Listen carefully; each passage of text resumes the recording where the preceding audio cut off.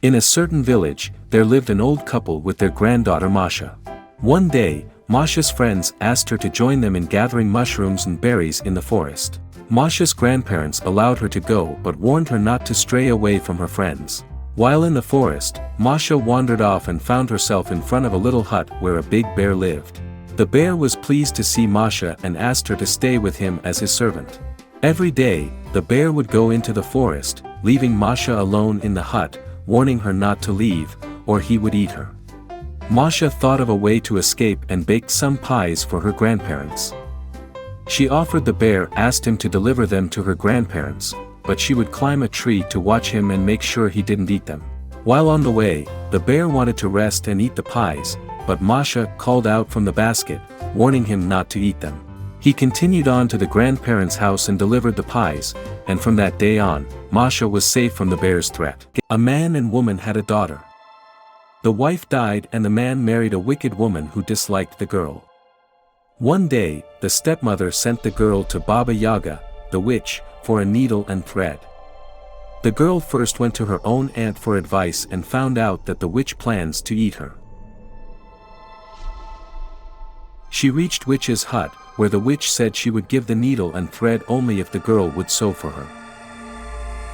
The witch left, ordering her serving maid to heat up the bathhouse and wash the girl for eat her. The girl begged the maid to help her escape. On the way, the girl was helped by the cat, dogs, gates, and birch tree, who had all been kind to her. The girl's father, of course, kicked the evil stepmother out of the house, and the witch burst with anger. Masha was a good girl, but not very obedient. One day, she was left alone at home, and she went for a walk in the forest without permission. Masha got lost in the forest and found the bear's hut. The hut had 2 rooms, and in the first room, she discovered a large table with 3 bowls of steaming porridge.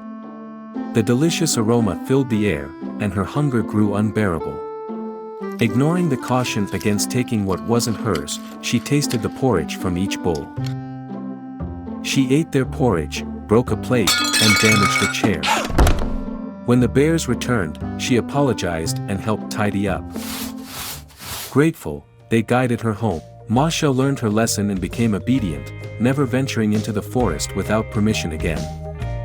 Subscribe to the channel and watch the full version of the fairy tale.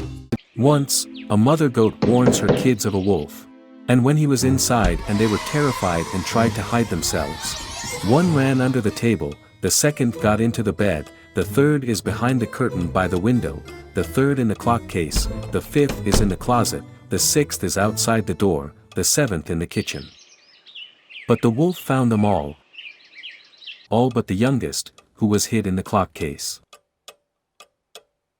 Returning, the mother discovers the tragedy and, with determination, searches for the wolf. Finding him sleeping, she cuts his belly, freeing her precious children. They fill the wolf with stones and sew him up. Yet, as the wolf awakens and seeks water, the stones within him betray his fate. The family rejoices, their resilience and wit prevailing over evil. From that day forward, the wicked wolf is but a distant memory. In this story, we meet an old grandma, her granddaughter, a chicken, and a mouse who go to get water every day. They each carry different sized buckets and get their water from different sources. One day, on their way back home, they pass through a garden and a rabbit startles them when an apple falls on its head from the apple tree. The water carriers drop their buckets and run back home in fear. The grandma thinks a bear almost stepped on her, the granddaughter believes a scary wolf bumped into her, the chicken thinks a fox almost ate her, and the mouse is scared of a kitty cat with big whiskers. Meanwhile, the rabbit escapes the hunters who were after him with the help of his legs. This story teaches us that fear can make us imagine things that aren't really there. The water carriers thought they saw dangerous animals, but it was just their imagination. Continuation of the story at the link in the description. Once upon a time, the fox and the crane were good friends. One day, the fox invited the crane for dinner and served semolina on a plate, but the crane couldn't eat it because of his beak. The fox ate everything and apologized, promising to return the favor. The next day, the fox visited the crane for dinner and was served okroshka in a tall pitcher with a narrow neck. The fox couldn't eat it, but the crane could suck it with his long bill. The fox left empty-handed and got angry because she hoped to be full for the week. The fox got what she deserved, and the friendship ended. The moral of the story is that true friends don't deceive each other. It's better to be honest and kind to others, especially to friends. A true friend will always be there for you when you need them, and you should always be there for them too. Once upon a time there lived an old man and an old woman. And they had a hen, called Ryaba. One day the hen laid an egg, not a simple one, but a golden one. The old man hid it and hid it, but couldn't break it. The old woman hid it and hid it, but couldn't break it. A mouse was running by, swung its tail, the egg fell and broke. The old man is crying, the old woman is crying, but the hen is clucking. Don't cry, Grandpa, don't cry, Grandma. I'll lay you another egg, not a golden one, but a simple one. The story teaches that valuing simple things and appreciating what one already has is more important than seeking excessive wealth. Full story on the channel. Grandpa and Grandma had a granddaughter named Tanya. One day, while they were sitting outside their house, they saw a herd of cows and a little black bull. Tanya expressed her desire to have a baby bull, and Grandpa secretly went to the forest to make one for her. He created a little straw bull, which he added a tail to before it ran into the barn. The next morning, Tanya fed the baby bull and took it for a walk before leaving it near a tree. A bear tried to eat the bull, but it got stuck, and the bull dragged it back to Grandpa's house. Next, a wolf got stuck to the bull, and the same thing happened. Finally, a rabbit got stuck to the bull, and Grandpa freed it in exchange for cabbage and a red ribbon for Tanya. The next evening, the bear, wolf, and rabbit returned with honey, nuts, and cabbage, respectively. There once lived an old couple who were very poor and had nothing to eat, not even bread. The old man asked his wife to bake a bun using the flour left in the house. She did so, but the bun jumped out of the window and rolled away. It met a rabbit, a wolf, and a bear, who all wanted to eat it. But the bun cleverly sang a song to each of them, convincing them to let it go. Finally, it met a fox, who was not fooled by the bun's song and asked it to hop onto her tongue so she could hear it better.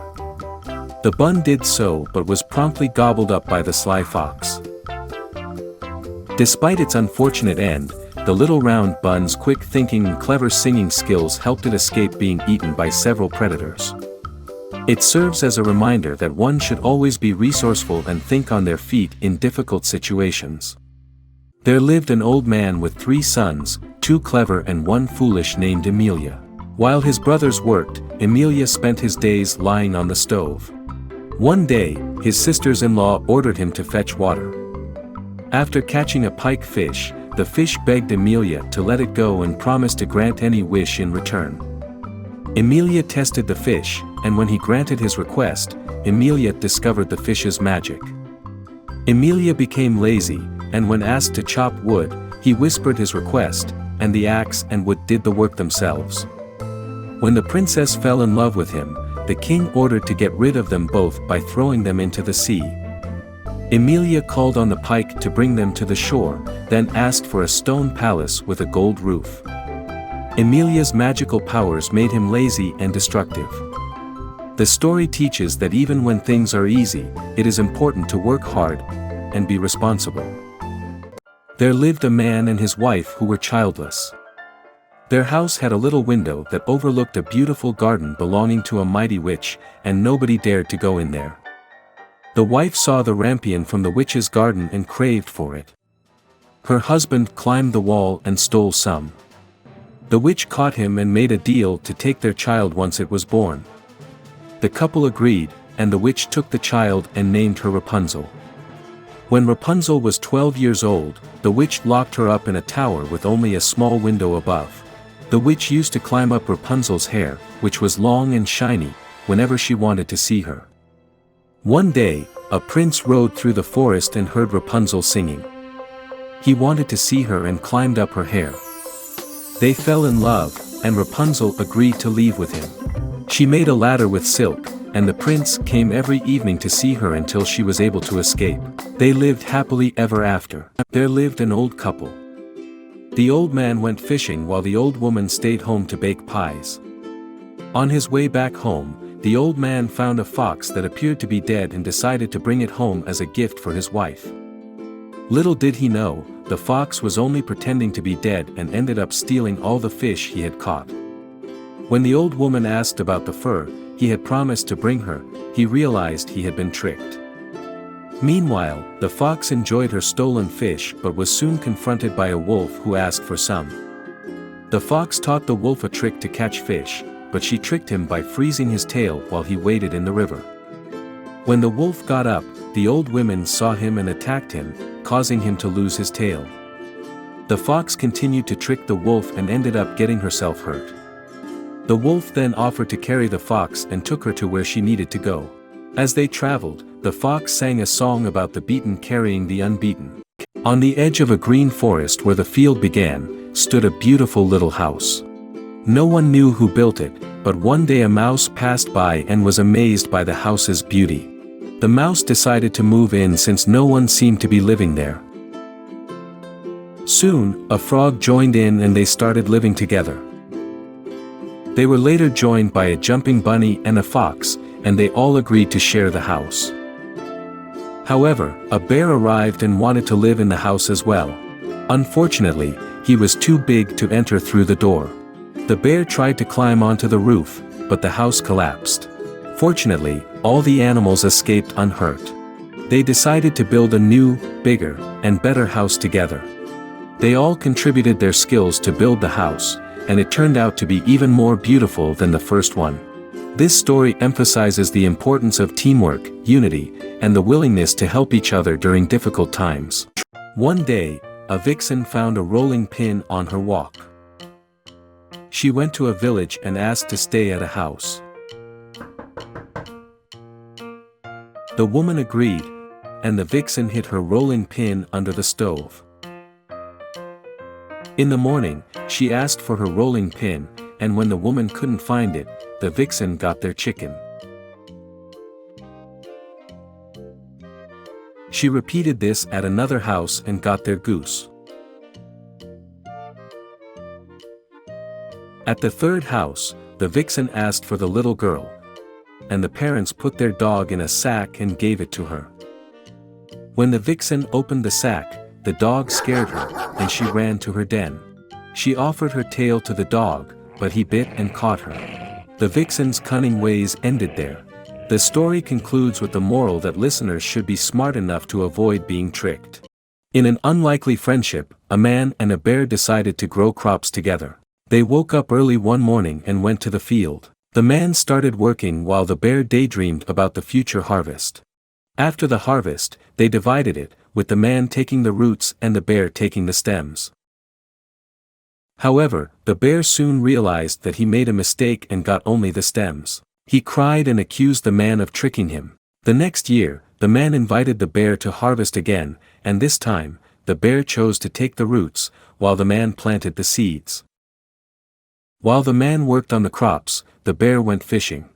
When it was time to harvest, the man gave the roots to the bear and kept the stems for himself. The man then made pancakes from the crop, leaving the bear with nothing. The bear learned a lesson that you get what you worked for, and their friendship ended. It also emphasizes the need to work hard to achieve one's goals and the consequences of expecting something for nothing. Fidosia had a problem: she couldn't keep secrets. Peter, her husband, found treasure while plowing and hid it, knowing that if the council found out, they would take it. Peter bought bagels and a rabbit and scattered fish around the forest to trick Fedosya into believing that fish lived there. When they arrived home, Peter revealed the treasure and warned Fedosya not to tell anyone. Fidosia couldn't resist, telling her cousin who told another, and the gossip spread through the village. When the council called Peter to ask about the money, Fidosia said he found it. Peter denied it, but the council called Fidosia and she revealed the truth. The story illustrates the importance of keeping secrets, and the consequences of not doing so.